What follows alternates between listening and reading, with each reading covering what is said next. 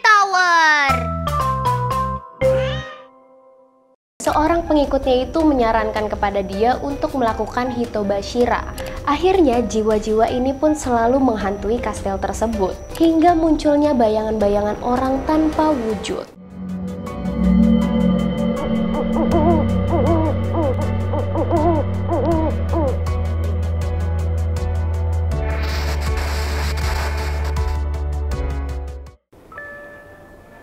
Jangan serius-serius.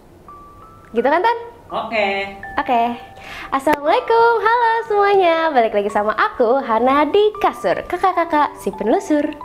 Teman-teman di rumah, kalian pernah nggak sih dengar istilah tumbal proyek? Tumbal proyek adalah sebuah istilah yang dipakai untuk seseorang agar konstruksi sebuah bangunan atau jalanan itu bisa berjalan dengan lancar. Jadi istilahnya tuh kalau tumbal proyek ini ada satu orang gitu yang dikorbanin agar supaya tuh suatu bangunan dia berjalan dengan lancar dan kokoh gitu. Mungkin kalau kita dengar-dengar tumbal proyek gitu ya di Indonesia tuh udah biasa gitu. Ternyata tuh nggak cuma di Indonesia adanya tumbal proyek ini. Ternyata Jepang juga memiliki kepercayaan untuk menumbalkan manusia agar supaya suatu bangunannya itu bisa kokoh dan berdiri dengan tegak gitu. Mereka juga percaya kalau misalkan mereka menumbalkan manusia, mereka itu bakalan terhindar dari kecelakaan-kecelakaan kerja yang gak diinginkan gitu. Jadi langsung aja kita bahas kasus yang kali ini, yaitu Hitobashira. Hitobashira sendiri dia itu memiliki arti yaitu pilar manusia. Yang sama seperti artinya, hal ini adalah sebuah ritual di mana akan dipilih seorang manusia yang akan dikorbankan untuk menjadi satu pondasi dengan bangunan yang akan dia bangun. Jadi satu orang manusia nih, dia entah dia bunuh dulu, entah dia hidup-hidup tuh dia cor satu dengan pondasi bangunan itu. Intinya Hitobashira tuh ya numbalin satu orang biar bangunannya itu kokoh gitu. Jadi dijadiin satu sama pondasi. Jadi seolah-olah dia tuh kayak batu bata atau semen lah gitu. Orang Jepang zaman dulu tuh dia percaya kalau misalkan dia numbalin satu orang manusia gitu yang bakalan dia jadiin bahan di Hitobashira ini, bisa membuat bangunan itu jauh lebih kokoh dari bangunan biasa. Terutama untuk bangunan-bangunan besar yang memiliki tujuan penting seperti kastil, benteng, atau istana. Jadi kalau misalkan tiga bangunan ini tuh kan kayak emang harus kokoh gitu kan supaya tahan lama gitu bangunannya. Dipercaya pengorbanan ini itu bisa menenangkan roh-roh yang berada di daerah tersebut. Jadi masyarakat Jepang itu percaya kalau misalkan di daerah-daerah tertentu itu mereka punya roh-roh atau suatu sosok yang dianggap sebagai penjaga wilayah.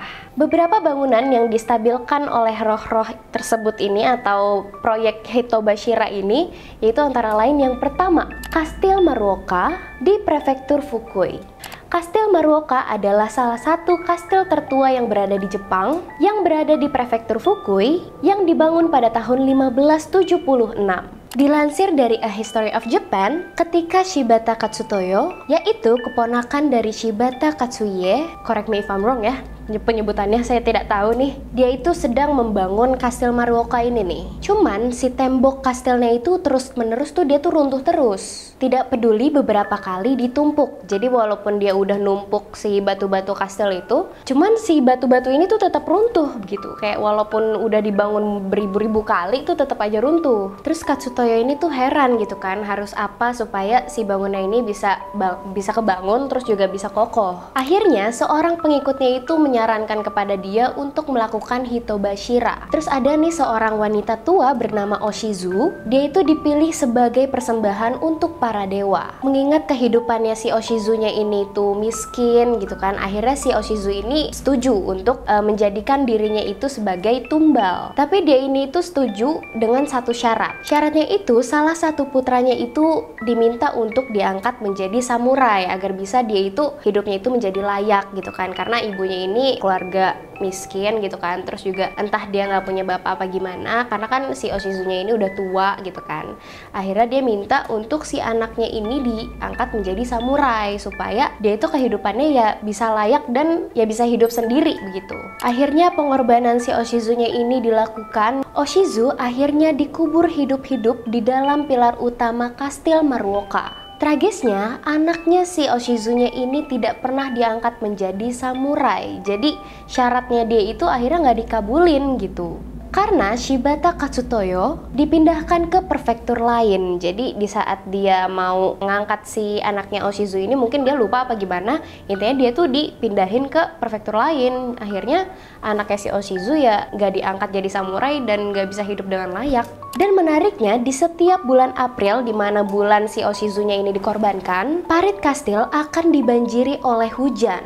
Dan penduduk menyebutkannya sebagai air mata kesedihan Oshizu. Jadi di setiap bulan April nih si kastil tersebut tuh bakalan dibanjiri sama hujannya terus menerus. Jadinya penduduk-penduduk Jepang tuh yang percaya akan hal itu menyebutkannya air mata kesedihan Oshizu, karena anaknya itu nggak diangkat jadi samurai padahal dia udah mengorbankan diri dia sebagai tumbal mereka. Karena hal itu, akhirnya didirikanlah nih sebuah makam untuk menenangkan jiwa Oshizu yang sedang marah. Tapi sejak kejadian itu pun kastil Maruoka itu berdiri dengan sangat kokoh. Dan percaya nggak percaya, kastil ini itu lolos dari kehancuran pada akhir periode Edo, selamat dari Perang Dunia Kedua, namun rusak pada saat gempa Fukui melanda Jepang pada tahun 1948. Yang kedua ada Kastil Matsue, Prefektur Shimane. Pada abad ke-17, si kastil ini itu juga dibangun dengan ritual Hitobashira. Mereka memilih untuk mengadakan ritual ini dikarenakan selalu ada masalah dan kecelakaan selama pembangunan kastil ini. Akhirnya, pada saat festival Bon di daerah itu, dipilihlah seorang perempuan yang sangat cantik pada saat dia itu lagi menari. Perempuan itu diculik dan disegel di sebuah dinding. Jadi saat dia menari gitu kan, terus kayak dilihat nih, oh ini perempuan paling cantik gitu.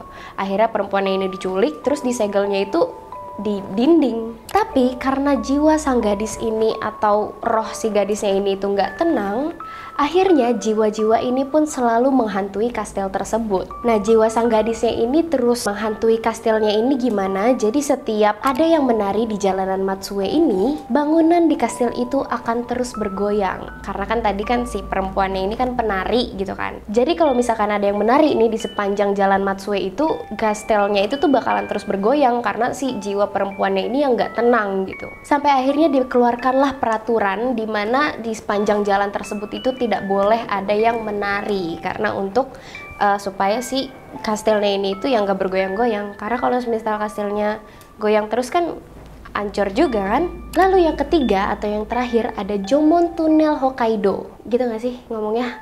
Bingung, correct me if I'm wrong ya.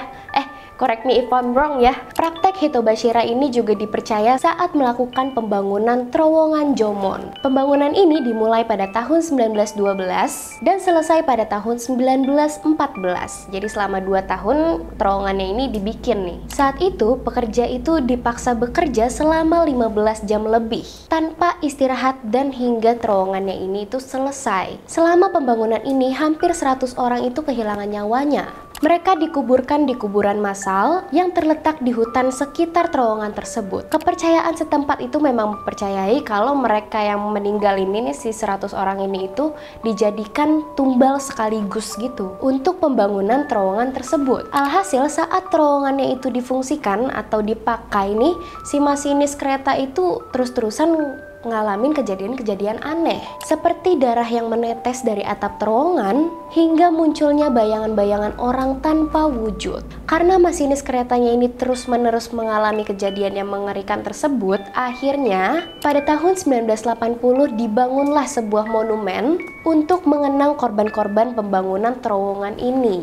Emang sebenarnya nggak ada bukti nyata gitu ya kalau tradisi Hitobashiranya ini sungguh-sungguh untuk dilakukan. Namun ternyata memasukkan manusia ke dalam sebuah bangunan atau konstruksi sudah terjadi jauh sebelum itu, yakni pada masa pembangunan tembok raksasa Cina. Jadi selama tembok yang raksasa Cina itu dibangun, katanya udah ada ritual Hitobashiranya ini. Mungkin kalau misal di Cina beda gitu ya namanya, cuman dipercayanya itu dari kejadian pembangunan tembok tersebut tuh udah ada Hitobashiranya ini. Tapi ya kita nggak tahu kalau misalkan itu benar atau salah karena emang nggak ada bukti apa-apa kan.